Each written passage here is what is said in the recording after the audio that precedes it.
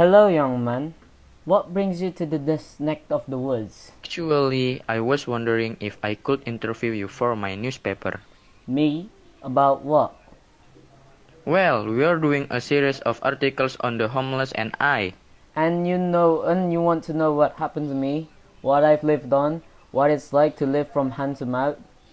Oh yeah, I do want to know, would you be willing to tell me your story? You got about 3 hours? Whatever we need. Well then, go ahead and sit down. Thanks, let's see. Well, first I'd like to ask you. No questions, just listen.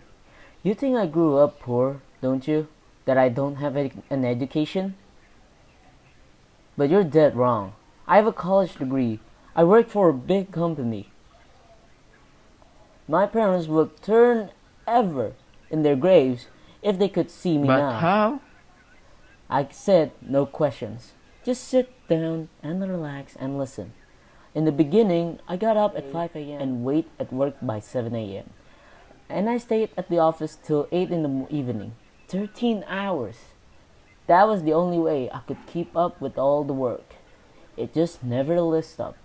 I never saw my family very much because when I go home, I usually went straight to bed. Well, I guess I was doing a pretty good job because I kept moving up the ladder. I became a manager and got more money, but I also had to work even more hours and weekends too. You can imagine that my wife never stopped complaining.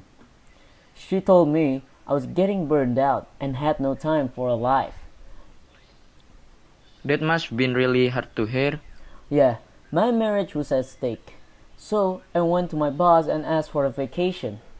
He told me to wait 3 months, 3 more months. He needed me there. So nothing changed. Day in and day out, I work and work. Eventually my wife left, and I guess what? The company shut down a year later. It was bad, and I couldn't find another job. Over time, I lost everything.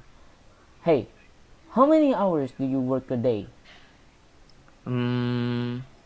Too many, I'm sure. I just keep what you're doing.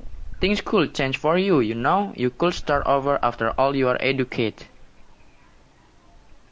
That's a wishful thinking, young man.